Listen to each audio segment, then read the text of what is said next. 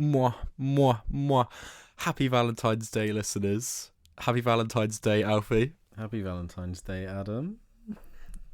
As it's the season of love, I thought I'd prepare a little poem for you and the listeners. Roses are red, violets are blue.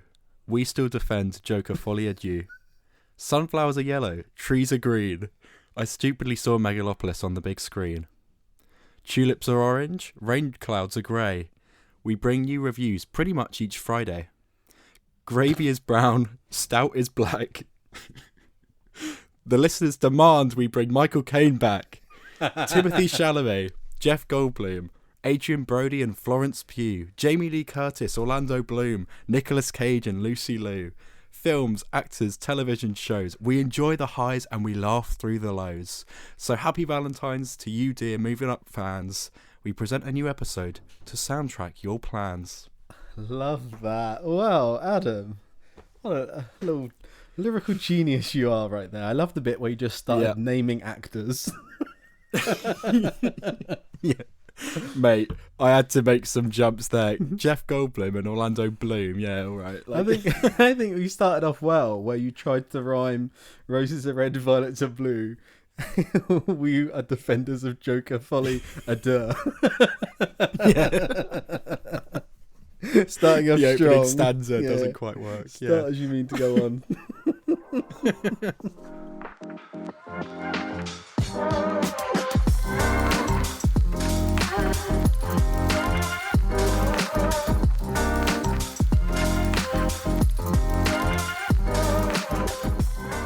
Hello and welcome to your Valentine's Day episode 56 of Movie On Up, with your hosts me, Alfie Walker. And me, Adam Barlow. Soundtracking your sexy times. Here we are. Bow chicka wow wow. Hope you got that steak in the frying pan and Johnny in the wallet, because this episode... I was like, oh, what other Valentine's cliche are you going to go for? No, just, have you got a condom at hand? Because you're going to need it. You're going to need it after this episode. We have got 5 films to review, albeit we're going to slim down on a couple of them because that's a lot of films to review in less than an hour. Adam has been an absolute fiend this week and has caught 4 different movies. What movies did you catch this week, Adam? Run through. Ooh, okay. Love Hurts, The Last Showgirl. Those are, sorry, 2 different titles. Those are. Those are the main reviews I'm going to do this week. And I've also seen Bird and Blitz, which were the remaining 2 films from the BAFTA Outstanding British Film category that I hadn't yet seen. So I'm going to touch on them, but both fairly solid. Nice. Yeah. And then I caught Companion today, the new Sophie Thatcher, Jack Quaid film. I caught that today, so I'm going to be reviewing that in a little bit. But to start, Adam, how have you been? I've been very tired again. I remember I was listening back to last week's episode. I was like, God, we sound miserable. We sounded so like, yeah, God, we're broke, we're finished. Like, I was like, come on, guys, cheer up. So this week I was really adamant that I'd be like, yeah, come on, I'm ready to go. But no, I did a 12-hour workday yesterday, which was absolutely horrible. And it was tough. But today I had some time to watch some films, which was nice. And oh my God, I didn't even say, they've brought back the raspberry and white chocolate pies at McDonald's. Ooh. And they're phenomenal. That sounds like you could buy one and sneak that in a cinema, and that would be tasty to eat while watching a film. Yeah, absolutely. You get 3rd-degree burns on your tongue and the crumbs would go everywhere, but still, they are absolutely gorgeous. If you're a fan of the regular apple pies, but you like the sound of the raspberry and white chocolate, go for it. It's the best item on the McDonald's menu right now, I would say. Talking of unconventional cinema snacks, today I had as my cinema snack a bag of Doritos. Not too bad. But this was part of a Tesco meal deal where I chose a chicken and pesto and sun-dried tomato sandwich. And that was my little treat for the cinema today. Don't usually do that because it's a bit obnoxious, I feel like, if I saw someone eating a sandwich while I'm trying to watch a film. But no, I was hungry, so I tucked into that while watching. And I had a latte as well from the Nero outside. So, yeah. Lovely. Do you know, that's a very it's a very film reviewy kind of. You can say the word kind of lunch ponce you've on gone here. for. Yeah. You sound like a right bellend, mate. Yeah. Do you write for The Guardian? No, The Guardian, please hire us. We'd love it. Yeah, because you just shit But talk all films if you write for The Guardian. Yeah, we may as well bring this up now because I think it's a discussion we've had previously. But The Guardian's reviews seem, to me at least, to be very, very harsh, and then extremely positive on films that I just don't get. So I don't know if, maybe they do just have a higher caliber of film knowledge. I don't know, but well, they've given. What did you say they gave The Last Showgirl? They gave it 1 star, I'm pretty sure, and they just said it was abysmal, and it just didn't fire on any cylinders. And then they gave 3 stars to the Captain America film. Right, let me run through it. No, yeah. 2 stars to Captain America. Oh, 2? Yeah, oh, wow. 2 stars. And then Dogman got 4 out of 5. Right, okay. Well, I mean, come on. September 5 got 4 stars. So they just seem to be really quite random. Yeah, scattershot, isn't it? Really, yeah, absolutely. And I guess it's quite dependent on your who you've got reviewing it, I guess. But yeah, interesting. Our reviews, I'd like to say, are usually a bit more positive. We always try to find a bit of decent and even some shit stuff. So absolutely. So you said you obviously caught lots of stuff. Have you caught anything else this week on TV or film or anything? Just some random films that you caught on a whim, or is your week been mainly made up of those nomination films that you've been catching up on? Mainly those, I think, since last week. One thing I have been watching, I don't think we've mentioned it that much actually, but Skeleton Crew. I finished that off, thought it was bloody excellent. Yeah, really great. I think Jude Law kind of carries, but all the kid actors did a great job, and just the locations, the visual effects were quite astonishing. I think it looked better than The Mandalorian at times. Yeah, I agree. Yeah. And the other thing I've been watching is that new Spider-Man show on Disney Plus. A kind of standalone reintroduction, I suppose, to Spider-Man. Another Spider-Man reboot. I don't think it's connected to What If or any of the other animated stuff, or not yet anyway. But I've watched, I think, the first 3 or 4 episodes of it, and I like it. I think the character designs are quite funky. It's well written. It's got some laugh out loud moments. I think the animation, sometimes the backgrounds look a bit bare, a little bit lifeless, but I think action is well choreographed and it's got some good humour. Yeah, Coleman Domingo in that as well, right? Is the voice of Green Goblin. Yeah, Osborn, right? Yeah. Is it Harry? No, Harry's the son, isn't it? Who's the dad? Jesus. Yeah, who is the God? Willem Dafoe. Willem Dafoe. Fortnite. Yeah, what is his name? Oh my gosh, Harry Osborn and God, we should know this. Yeah, that's terrible. I'm editing this completely out. blanking. My God. Norman Osborn. Jesus, Norman. Why did that take so long? I just think of him as the Green Goblin. Yeah, literally, yeah. Because Coleman Domingo, is that voices Norman Osborn in it, and he said that he would love to do it in live action. Which, honestly, I think that is such a cool shout. And I'm all up for gender bending and race swapping these characters. Like, I'm not that particularly protective of them, and I think if you're going to get anyone to do a bit of a spin on Green Goblin, I think that could be a wicked way of doing it. Yeah. What have I been watching? I rewatched Alien Romulus, just on a went off. Yeah, that was nice. They have edited the CGI of the deep fake of Ian Holm, the Bilbo Baggins guy, and it does look a little bit better. But I was watching on a smaller screen, so maybe that's why it looked better. And I also rewatched Jurassic Park, just out of how excited I am for Jurassic World Rebirth. Lenny has watched, I think he watched all 6 on Sunday. He did a marathon of all 6 of them, but I just caught the first one. And yeah, what a film, man. Still up there in my top films of all time. You sent me a snap of Jeff Goldblum in the second one. Did you just see the opening? Yeah, I just saw the opening when I went home and saw Lenny for a half hour, and he was on the second one at that point. So yeah, I'm excited for that, man. Jurassic World Rebirth, I'm excited for it. But anyway, let's get on. Let's not rattle. Are you going to tackle those 2 films first, right? You're going to talk about Blitz and Bird. Which one are you going for first? Yeah, let's go for Blitz first.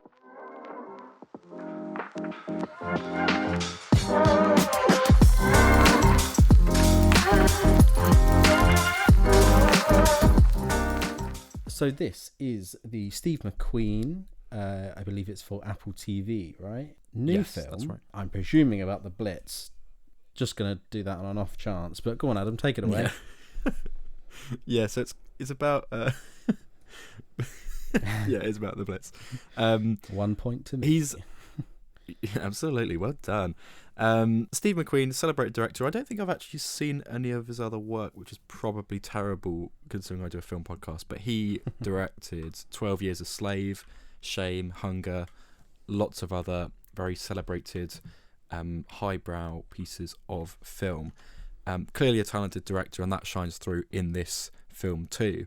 But as you say, it's on Apple TV, and I think it premiered at one of the film festivals last year. I know they played it at London Film Festival. I don't know if that was the premiere of it. It might have been, I'm not sure. But anyway, stars Saoirse Ronan, Harris Dickinson, the golden boy. MVP up over here. the Harris. I was going to say up the Dickinson, but that sounds weird. Benjamin Clementine in it, in a great but small role. Paul Weller, but Elliot Heffernan plays George, who's Saoirse Ronan's son. I think he's about... Paul Weller is in from the Jam. Paul Weller is in the musician Paul Weller. Yeah. How random. I don't know what the Jam is. Do you listen to the Jam? I'm sorry. God, Adam, you know the Jam. I don't think so. You know the Jam. What do they sing? God, I'm not going to sing for you. That's Entertainment. They sing that one. Oh yeah, yeah. Oh, okay, cool. Entertainment. Yeah, that one. Do you know my? This is such Here a we tangent. My granddad does a little trick. Well, I say trick. It's completely rubbish, but we go along with that every time. We're like, oh my god, granddad, how are you doing that? He pretends there's an invisible string that he's holding attached to his foot. So he just lifts his hand, and like his foot lifts up, and he always sings "That's Entertainment" in the most like stupid, daft way. It's really funny. It's a great party trick, guys. That's how you. Any gents out there trying to woo their ladies this Valentine's Day, yeah. Pull that little trick out the drawer. Little trick from Barlow's granddad there. Yeah. Anyway, Blitz. Saoirse Ronan, great as ever. It's basically a story of her sending off her child as a refugee during the war. It's about a year into World War II, and obviously. Blitz, coming from the word Blitzkrieg, meaning like lightning war, I think, or something along those lines, where the Germans would bomb towns, cities, prominent factories, and important infrastructure in the UK to kind of break down morale and just stop the war effort back at home. So it's kind of a side of World War II that I don't think we see all that often in film. We see a lot of frontline in the trenches or infiltrating places in France, whatever. We see a lot of that stuff where it's actually holding guns, charging forward. But this is a more sort of helpless, reflective side of the war, I suppose, if you want to put it that way. I thought it was really interesting to see it depicted on screen. I don't think I've seen a film that does tackle the Blitz before. I'm sure there are others, but I can't think of any off the top of my head. But yeah. It's solid enough. It's well shot. There's some really lovely imagery in here, and some great sequences as well. There's a moment where they're taking refuge in the underground, and I guess a bomb hits a pipe of water, and the whole thing just starts flooding. But they've also been closed in because for a period of time in World War II, the underground wasn't actually. You weren't meant to be in there as a shelter, which seems silly, but obviously you have any old people going in there. So they then have to escape this water that's flooding, and then try and open up this gate at the entrance of the underground. So it's very Titanic, that scene, but I thought it worked quite well. There's another scene a little bit earlier in the film where you have this lovely, almost one shot that sort of flies through this very, very lavish club in the sort of centre of London.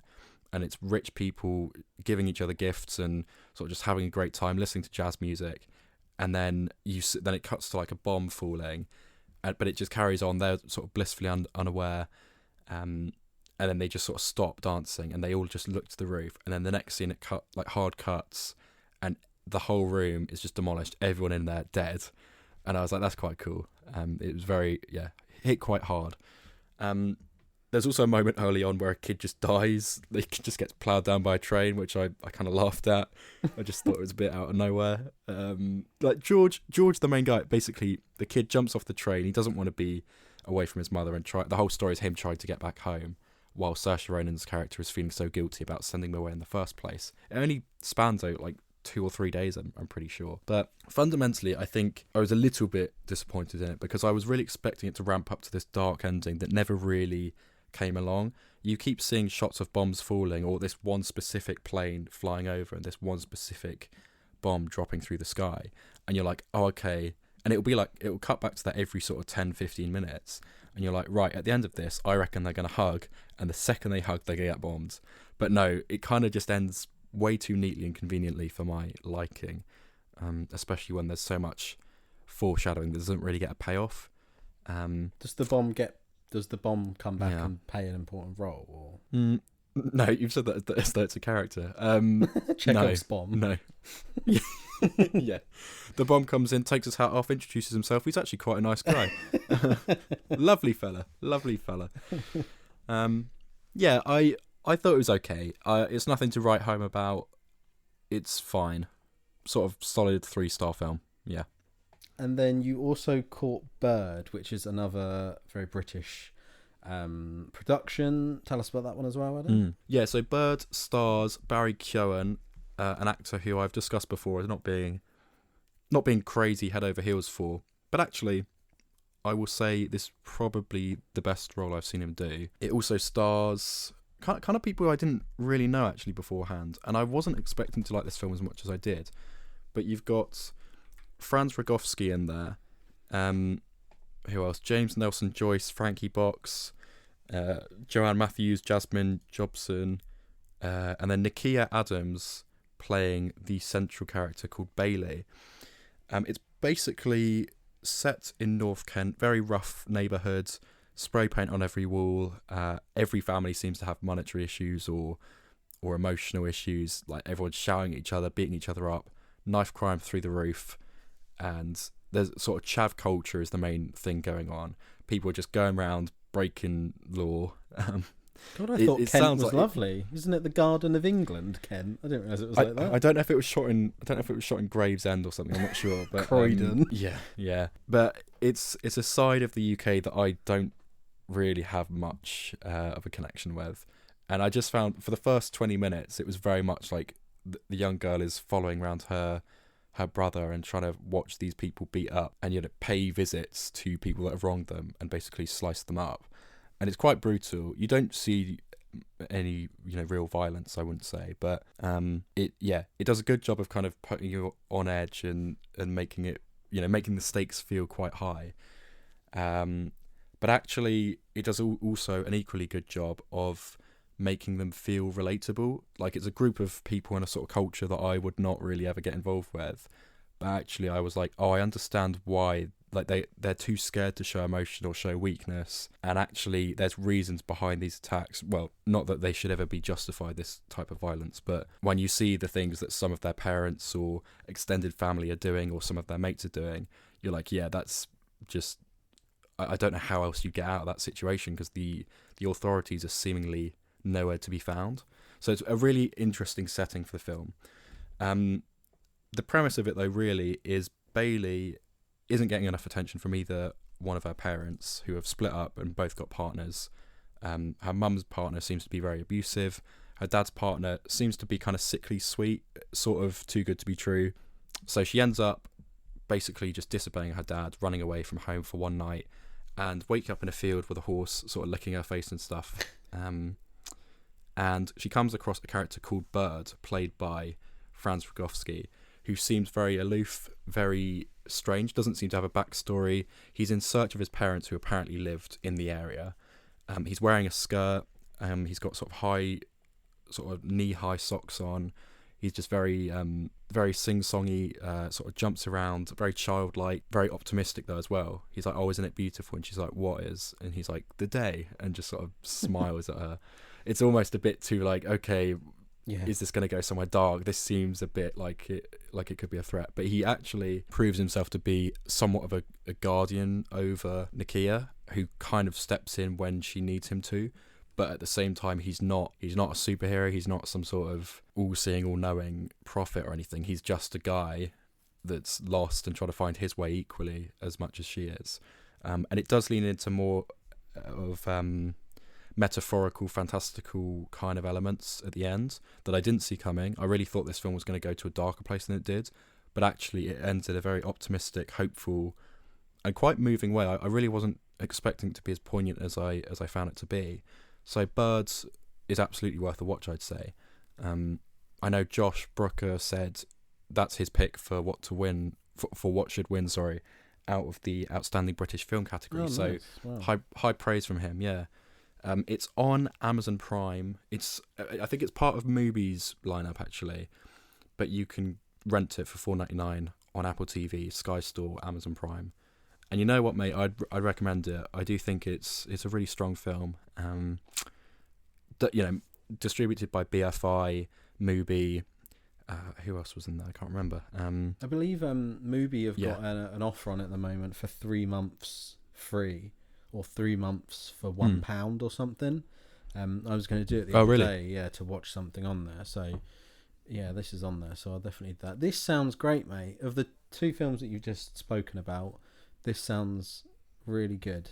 I'm going to go away and watch this. And the reviews are pretty damn good for it as well. And like you said, you really enjoyed it and Josh really enjoyed it. So I think it's clearly potentially got a winner in it, hopefully. Yeah, it's got some great depth. And I'm just looking at the category now.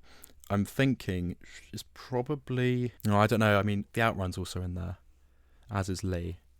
But then, yeah, I think it's as good as The Outrun. It's got kind of a similar a similar feel, I would say, in the way that it captures the UK way of living and its people. Yeah, quite authentically. Very strong film.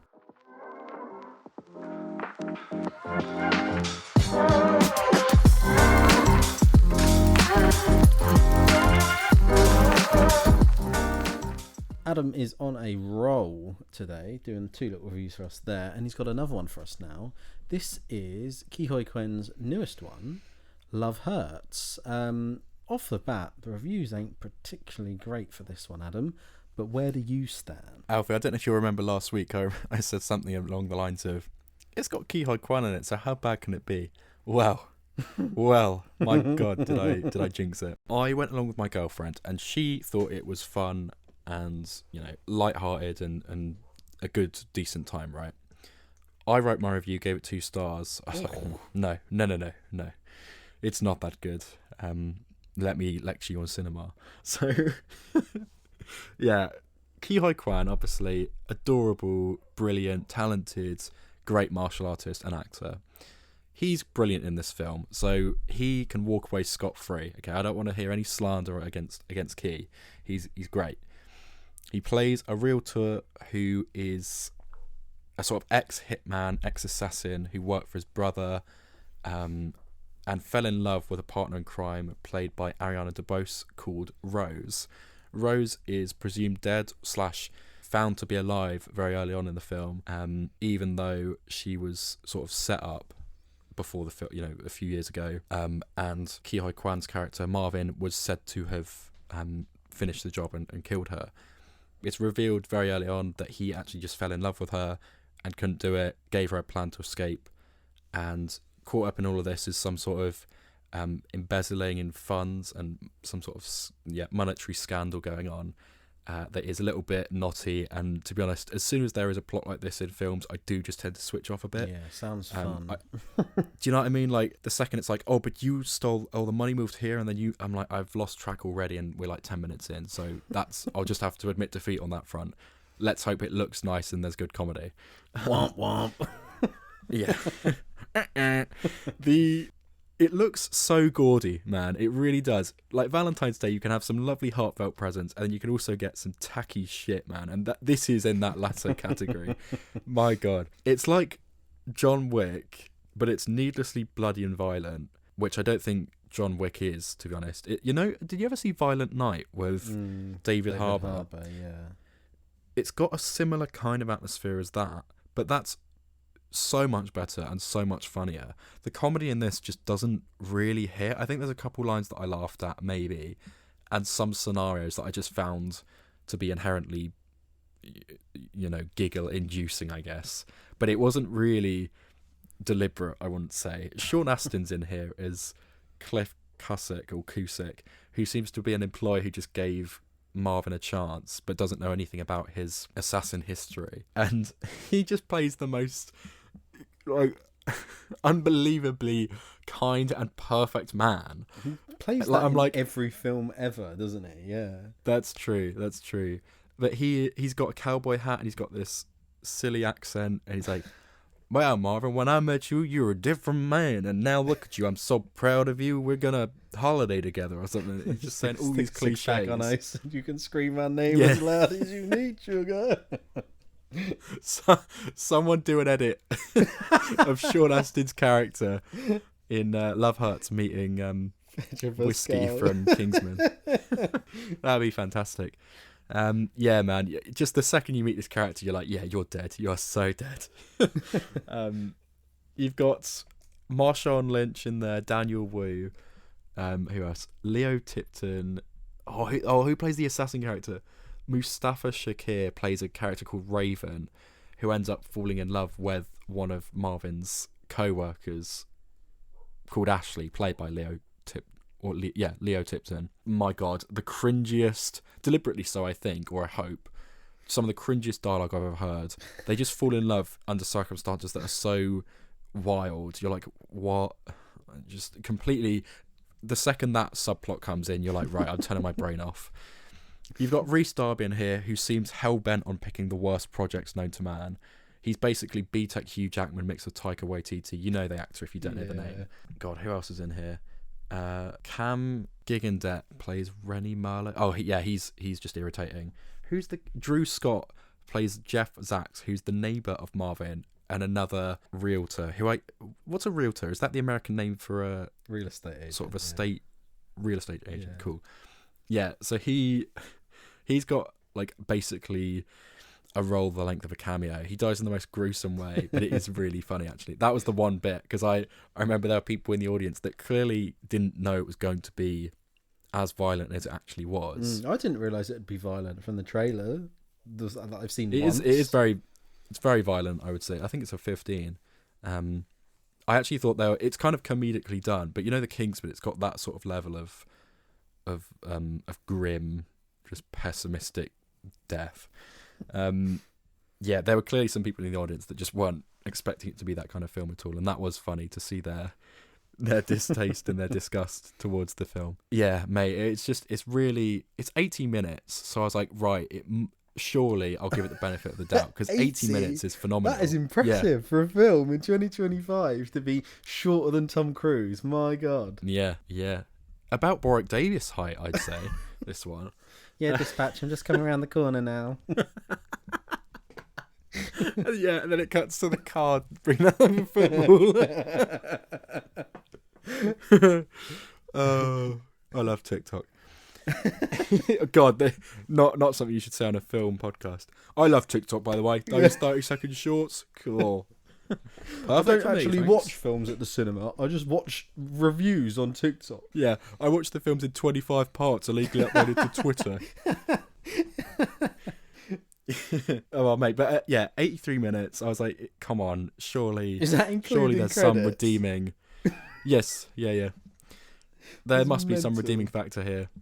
But my God, beyond Kihoi Quan, I just really found this to be so childish, so tacky, so painfully unfunny, and just tonally deaf as well. It's just like you can't be that violent, and that it is just absolutely throwing shit at the wall and seeing what sticks. And sadly, not a lot of it does. So yeah, not a good time. Maybe if you were drunk, it'd be funny to laugh at. But there's better things to do with your time, especially on Valentine's weekend. Ariana DeBose, right, needs to sort herself out, because I think she's fairly good She was in the West Side Story remake, wasn't she, by Spielberg in like 2021. And she was quite good in that. But I think she's just, ever since that performance at like the BAFTAs in 2020, whenever, she's just sort of really shit. It's sad. Yeah, she's had some stinkers. It's sad. I'm looking at her filmography in the last year, or last year and a half. Listen to this. Argyle, Wish, Love Hurts, and Craven the Hunter. That's lethal. That is forced. She shouldn't work again, theoretically. If anyone else did those 4 films in a row, they would potentially just be relegated to direct-to-DVD films. That's mental. It's also worth saying that both Ariana DeBose and Ke Huy Quan, within the last 4 years, I believe, have won the Best Actor/Actress in a Supporting Role at the Oscars. What on earth are they doing here? That's mental. That's what I was about to say. It's sad that this film is rubbish. Ke Huy Quan doesn't deserve bad. He is the nicest man around. And as much as I don't want a Goonies sequel, I think they need to do one just to stop people. It's just going to be such a legacy sequel again, though, isn't it? Have you seen the first Goonies? Probably ages ago. Yeah. See, because some of them are fairly renowned though. Yeah, Ke Huy Quan, Sean Astin, Josh Brolin.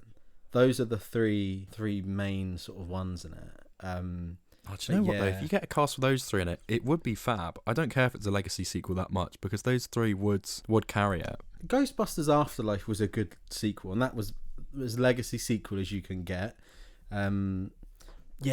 But it's sad that this film is rubbish for him, because he's so nice, and you're right, he won an Oscar and that, but it's baffling me that this film is even at the cinema and isn't just a straight to Netflix release. Like, yeah, you're right. It's really not good.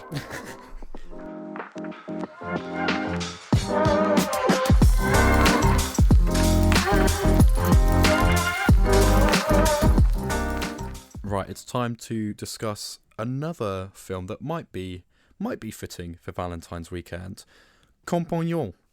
Alfie, do you want to give it a review? Oh, oui. This film, right? I went into this. Tell me, have you seen the trailer for this? You must have. Yeah.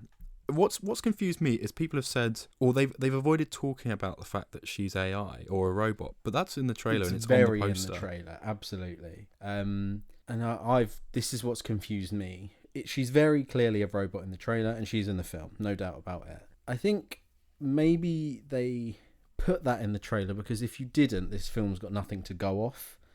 Because the sole premise is that the woman is a sex robot. But it's really, it's an interesting choice to put it in the marketing, but then not talk about it. And in my eyes, the trailer really promotes it as a horror. But this film is not at all a horror. By any means. It really isn't at all. And I thought it was going in, so I was a little bit disappointed, if I'm honest. It's difficult to talk about without spoiling because there is a further twist about half an hour in. And I don't want to spoil it in case people go see it. But essentially, this film follows Sophie Thatcher's Iris, who is a sex robot, which is good to know going in, but they don't address it in the film until about 20 minutes in, other than hinting at it.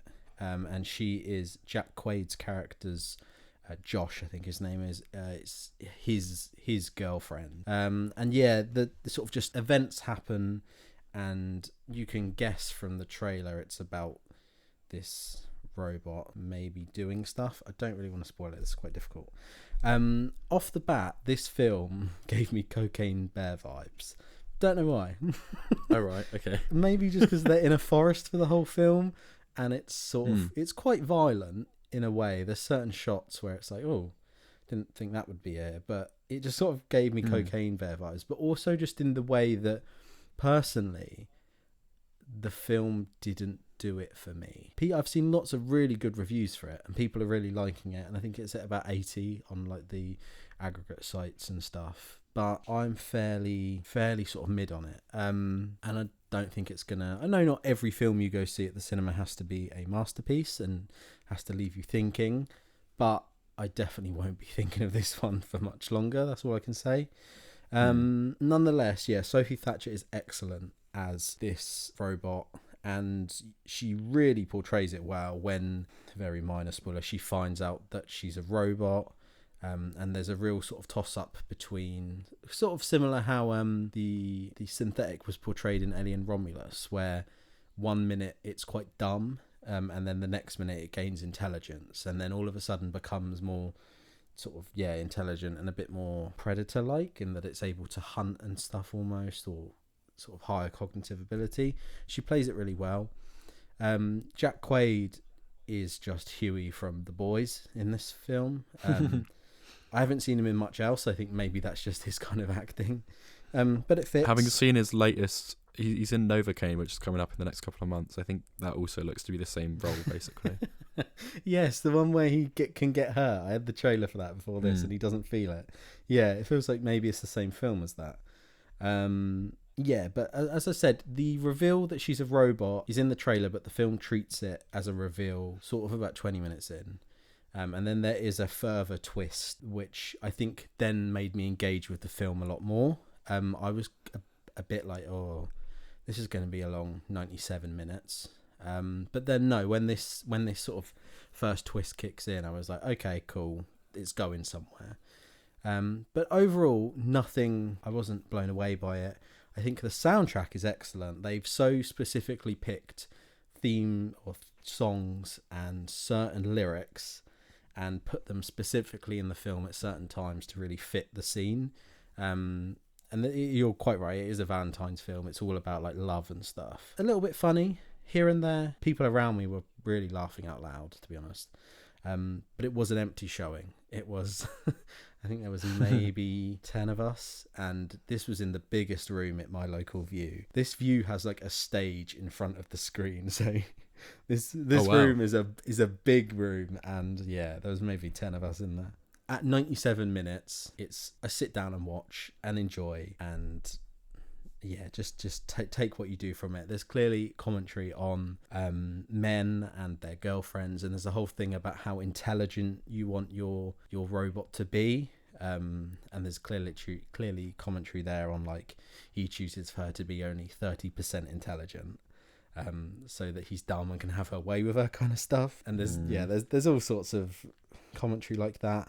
And there is an excellent, the most obvious Chekhov's gun storytelling thing I've ever seen in my life, where a few minutes into the film, they open a bottle of wine with this really fancy electric corkscrew. And it really pays attention. The sound design really zones out, and you hear the cork pop, and then it does it again about halfway in the film, and you're like, this corkscrew's coming back, I know it. And lo and behold, it does come back in a very relevant way, and you can obviously tell from the moment you see it the first time, I know where this is coming back. But overall, I wasn't blown away by it personally, but it's got some great reviews, and it's an easy watch for sure. And it might be the film you go catch on a Valentine's, because I think I would definitely prefer to see this by the sounds of it than I would Love Hurts. That's interesting. I'm glad Sophie Thatcher gets away sort of scot-free from it. No, she's good. She seems to be right. She seems to be the go-to Scream Queen in the same way that, who was it we were talking about? Nicholas Hoult a couple of weeks ago. She's the female rep for that club, because she was in Heretic. What else? The Boogeyman, Maxine, Prospect. Oh, Book of Boba Fett. Who was she? Oh, was she one of the little skater kids on the bikes? On the she really probably was. Slow Vespa bikes, yeah. Yeah, I think she was. Oh. Well, no one's perfect, but I think she's a really charming actress. So I might check it out if I get time, but if not, I don't know. I'll read the wiki page. Yeah, this is a when it's on Netflix check out personally for me. But don't get me wrong, I'm seeing a lot of people love it. Like, it's got some really good reviews, I think. IMDb 7.3. Rotten Tomatoes is 94. Metacritic 70. Is that a critic review? Is it better than Cocaine Bear? It must be. I think Cocaine Bear is more fun. Okay. I think this is... The problem with this is I don't want to spoil it, and I won't spoil it, but this film goes exactly where you think it's going, in my opinion. From the trailer, you can tell exactly where this is going. This robot's going to kill people, right? You know that. Like, the trailer's set in that way. you can see from the posters, like, not at all would I say like, oh, this film really took me by surprise. And if you're going in expecting that, I think for sure. The Rotten Tomatoes 94 is critic. Crikey, okay. That's all right. mental. 94% from 215 critic reviews, and then it's got 89 from general public reviews.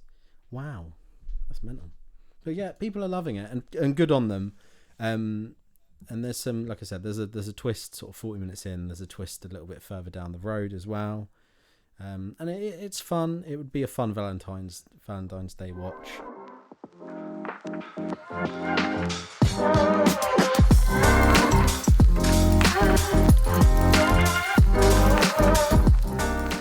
So this one that Adam is reviewing now is from Francis Ford Coppola's granddaughter, I believe. Is that right? Gia Coppola, yeah.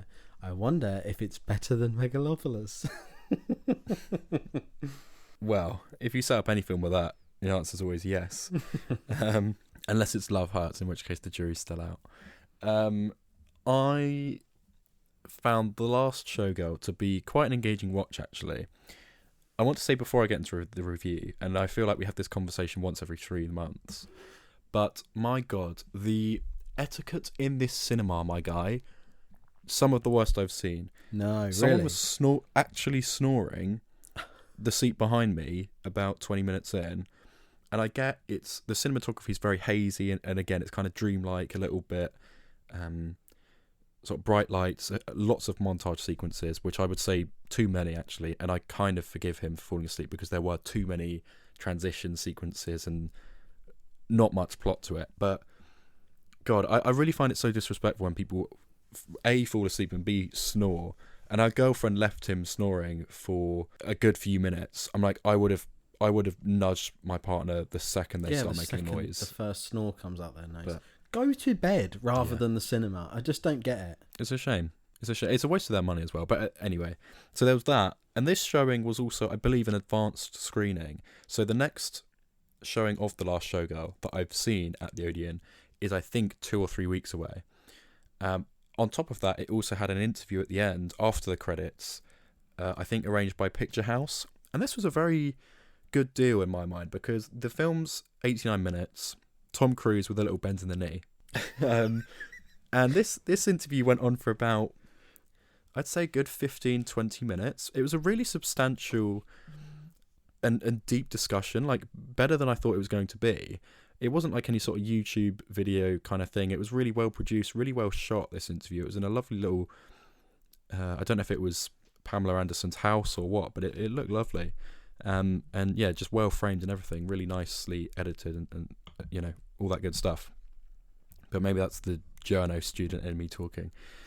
Anyway, The Last Showgirl is a bit of a star vehicle for Pamela Anderson.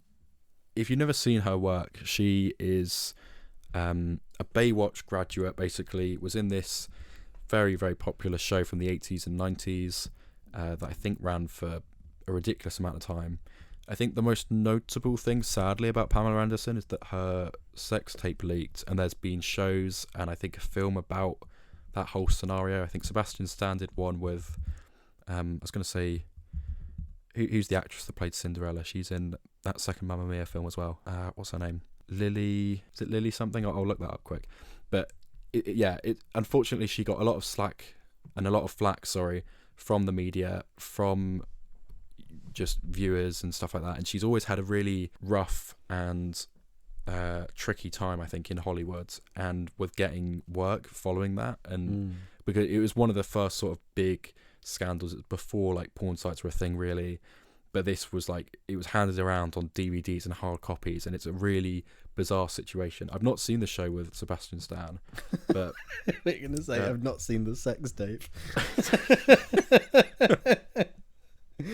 Yeah, I should clarify. I also haven't seen the sex tape, but yeah, Pam and Tommy. Is it on Disney Plus? Yeah, with Lily James. Absolutely. That's it. Yeah. Okay. Yeah. I did not realize. I didn't know Fred Heshinger was in that. That's cool. I might have to watch that actually. Again, the Pam and Tommy show, not the sex tape.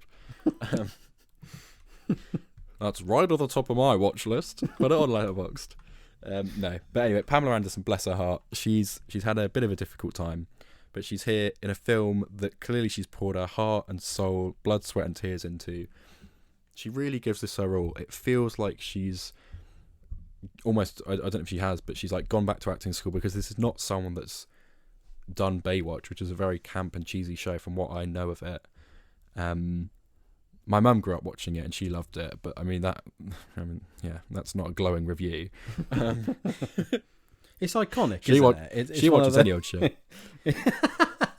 It's one of those like iconic old shows, the same with like the A-Team, and yeah, like it's just one of those, and everyone's parents Knight Rider, because it was Knight Rider. Who was the main guy in Baywatch? Was it David Hasselhoff? Yes. Yeah, it's one of them. Sort of thing that Star-Lord would say, like, I used to watch Baywatch. In fact, I think he does say that at one point in a Guardians film. Probably. I wouldn't put it past him. Yeah, it's lovely to see an actress who is, I think, in her 50s now, just really get a second chance. And this is a film about second chances, which she discusses in the interview after the film. I don't know if that interview is available elsewhere, but I think watching that afterwards did give it more depth. So I'm trying to review the film just on its own merits without having the sort of overanalyzed excuses in a way, thrown in after the fact. Yeah, absolutely. Yeah, I do think, and I mentioned it earlier, there's too many establishing shots and too many hazy transitions where it's music playing and just there's a couple of sequences in here where she's trying to find her way. She plays a character called Shelley Gardner, who is the oldest member of the cast of, what's it called, Le Razzle Dazzle, I think, which is in Las Vegas, a really glitzy, glamorous, sexy show where, they do high kicks, they wear big headdresses, wear very skimpy outfits, dance along to songs, but it's a classic kind of thing. Like, you think of Las Vegas, you think, oh yeah, the showgirl's there, right? I don't know I don't know how true this actually is, because my knowledge of Las Vegas isn't all that good. So I don't know if this is really based on anything, or if this is actually a reflection of what the culture's like there now. But it seems that there's a shift in this film, and it's kind of hazy about when it's set, but I would presume early 2000s, just looking at the tech and the phones that they had. But it might be like 2010, 2015, I'm not too sure. Anyway, it seems that there's a wave and a transition between this old sort of classic Parisian-inspired entertainment to more overtly crude, sexual, like properly, like touching themselves. And like, there's a moment in this film where one of the characters goes to get an interview to join another of these dance groups, and she goes to watch a show of the production that she's going to audition to be in, and it's one of those moments where you sit back, and it brought me out of the film, because I'm like, God, I'm sat in this cinema with people I don't know, and we've just had this trauma of having to watch this on film. It's not shown in any graphic detail. It's a 15. It's not like, you do see some nudity, but not of this particular scene. But anyway, she's spinning plates naked, and then on the pole puts the pole in herself and spins the plate. Jesus. Yeah. Pretty impressive. Yeah. I want to know how to do that. No, I don't actually. But her Kegels must be, wow, like she is. Yeah. Some muscles on her. Happy Valentine's Day, everyone. Work on you. Future employers, I'm sorry. Yeah, I did an interview the other day, right? And I had to say, like, one of the questions was like, what's your hobby? And I said, like, I do a film podcast with my friend called Move On Up. So that job interviewer might be listening to this. Hello. Yeah, that was just an odd, bizarre moment in the film. But yeah, I think overall, Pamela Anderson, very, very good. Clearly showing a lot of prowess in the role, and clearly, like, the places she goes, there's a moment she has like a real moment of outrage, and she just breaks down in tears and is properly trashing a room. And I'm like, you know what? It's a little bit Oscar baity, but I thought it worked well, and she does sell it very well. Speaking of awards, though, Jamie Lee Curtis is in a supporting role, plays Annette. Again, another older woman who's working at a Las Vegas casino, again doing sexy dances and taking tips. You know, sleazy men just putting notes in her cleavage and stuff like that. We've all been there. Yeah. Yeah, Jamie Lee Curtis spinning plates. That's going to be a slang little sly comment. I'm like, yeah, I bet she spins plates. No. She is spinning plates as we speak. But Jamie Lee Curtis, I believe, has got another Oscar nomination for this supporting role. Which, again, I don't know who at the Academy just has a fetish for Jamie Lee Curtis roles, because this I wouldn't say is all that amazing. If anything, I actually thought it was,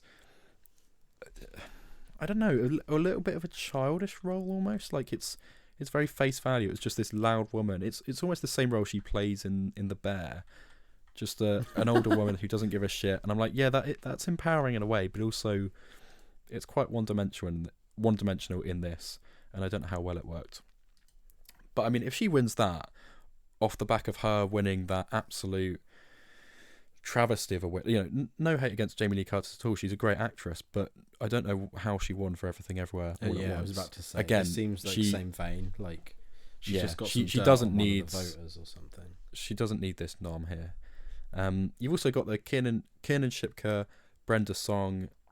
They're two young members of the Razzle Dazzle dance group. You've got Dave Bautista playing a very tender and charismatic guy, Eddie, who appears to, I think, either own the theatre that this show takes place in, or sort of has ownership over the show itself.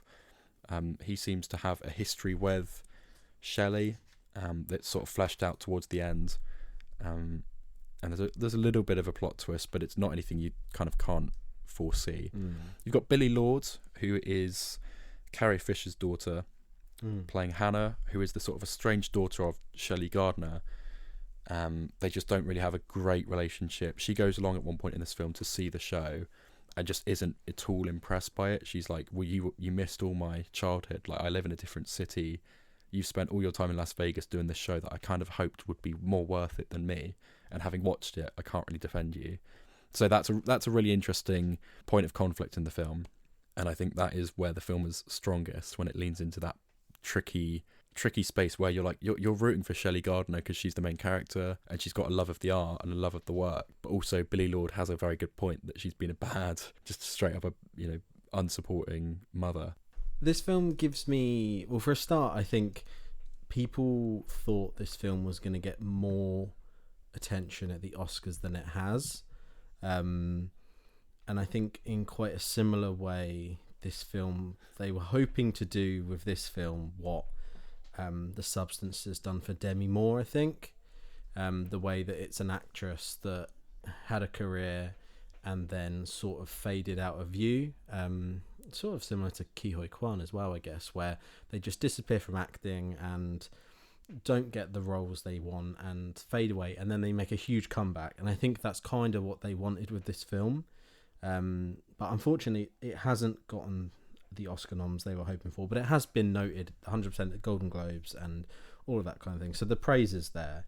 And yeah, it absolutely strikes me as a film similar in a way to Tar and The Brutalist, in that I feel like you could watch it and potentially not know if it's based on a real person. It seems like it gives that vibe where you'd go away, Google it and go, oh, this film isn't based on a real person. This is all just made up.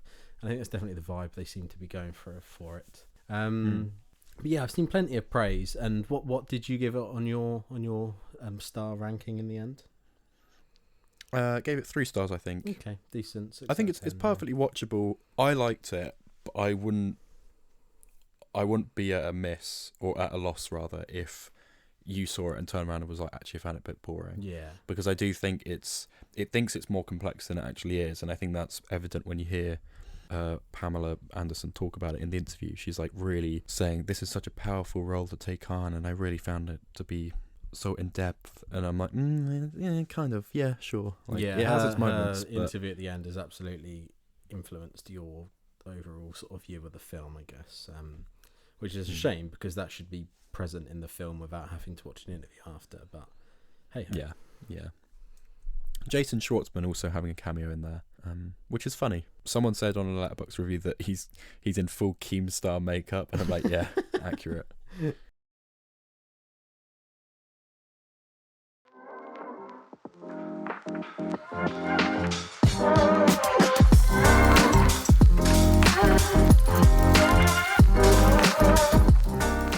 Just to change to our scheduled programming, we're going to go for a game now to finish off this week. We have no emails, so please email in.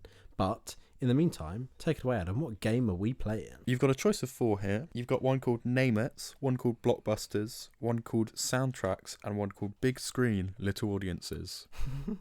Which one takes your fancy? This is excellent. We can rattle through these sort of as we go, can't we? Week by week. What was it? Soundtracks? Let's go with that one, maybe. Yeah, no worries. Okay, I've not looked at these cards yet, so God knows how this game works. Right.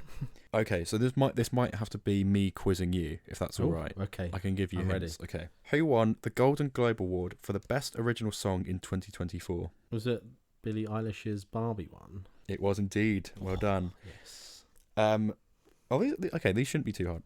This Is Me and A Million Dreams are songs from which musical movie? Say them again, sorry, the names of the songs? This Is Me and A Million Dreams. I don't know. This is me. Look out, 'cause here I come. No? No clue, sorry. The Greatest Showman. I've never seen it, Adam, sorry. No, neither have I, actually.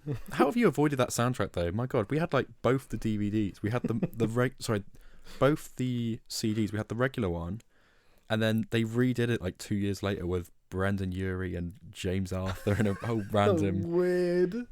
That's a weird selection. Pink was in there, I think. Yeah, it was odd. Which music duo produced the soundtrack for the 2010 movie Tron Legacy? Is it French DJs. Is it Daft Punk? Yeah. Yeah, okay. Who are you going to say, sorry? I was tempted to say Atticus Ross and from Nine Inch Nails or whatever, yeah. Sounds like their kind of bag. Which Marvel movie soundtrack won 2 Grammys in 2019? The Black Panther? Yep, correct. Leo Bierenberg collaborated with which British pop star for the soundtrack of the 2023 movie Bottoms? Oh, no clue. Charlie XCX. That I could have guessed that because it's gay, isn't it? Did you see Bottoms?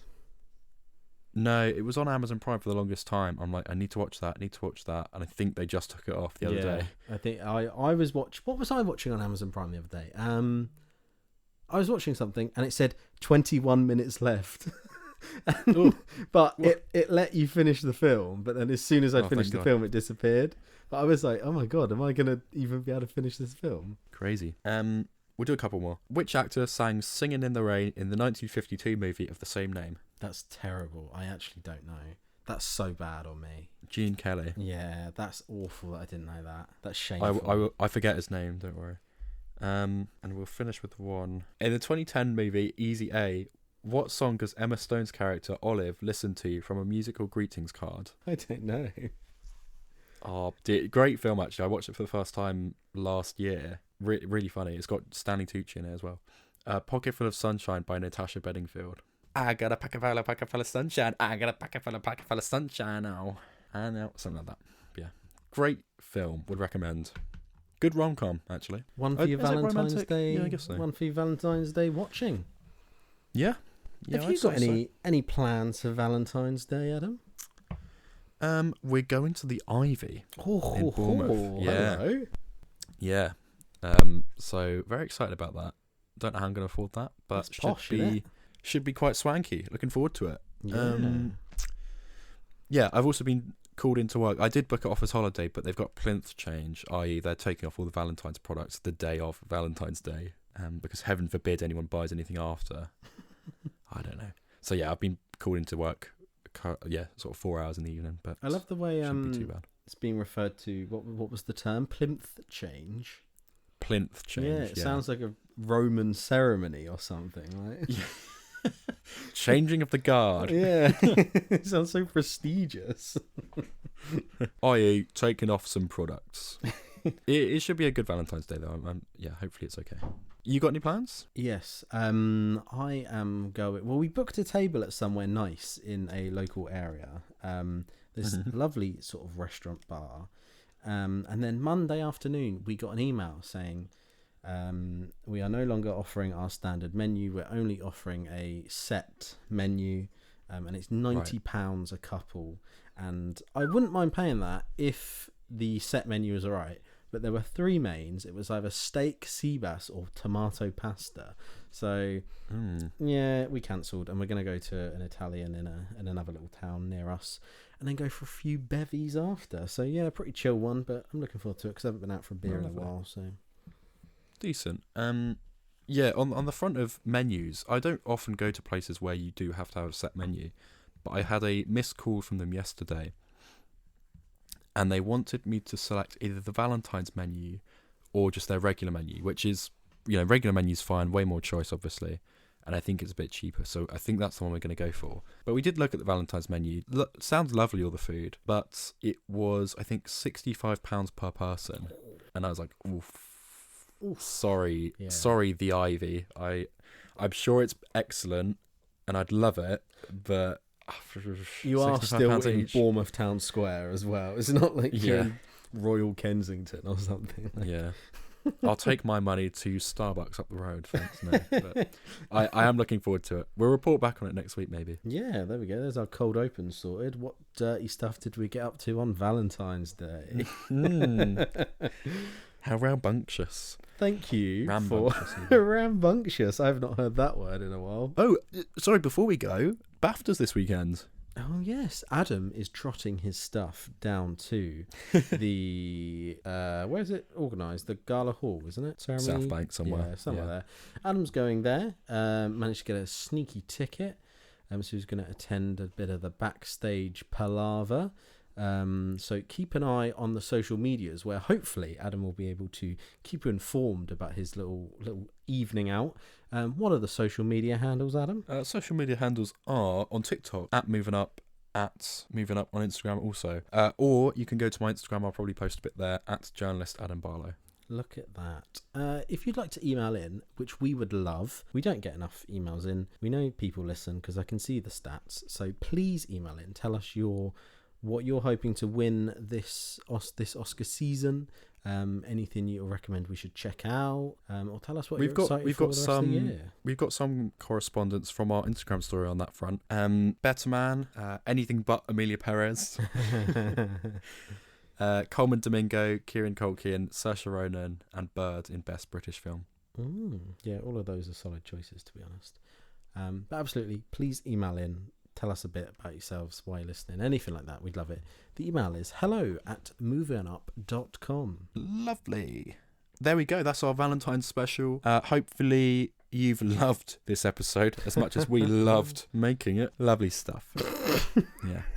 That was so Alan Partridge, my God. Yeah. That was classic intercourse. Michael Caine, we promise, will return very soon. I just feel like we're reviewing too many films. The whole Michael Caine part used to be to fill out the airtime because we never used to reach out. Don't say that. No. No, I mean, no. Michael Caine used to visit because he really liked being on the podcast. It was essential listening. And now we've got to a point where we're reviewing 4 films a week and there is no time for Michael. But we will make sure to get him in because I think next week is Bridget Jones, Captain America. So there you go. I think if there's a more apt time for Michael Caine to make an appearance, it's definitely when we're reviewing Bridget Jones's Baby and Captain America, because that is a pairing of 2 films there that I never thought I'd say. Yeah, it's not bad Oppenheimer, is it? Really? Or Barbenheimer? Barbenheimer, yeah. What would that be called? Go on, quick maths. Captain America, Bridget Jones World. What's this final Bridget Jones film called? Bridget Jones. Oh, they're too complicated of a title to mash together. Bridget Jones Mad About the Boy. So it could be Captain America Mad About the Boy. Yeah, there we go. Bridget Jones Brave New World. Bridget Jones Brave New World is great. Sounds like she becomes an alt-right fascist or something. Oh, Tommy Robinson. Oh, well, I don't think that's very nice to say. Maybe we'll have Bridget on the show next week. Yeah, I love the sound of that. Thank you for listening so much this week, and we will catch you on the flip side. All the best.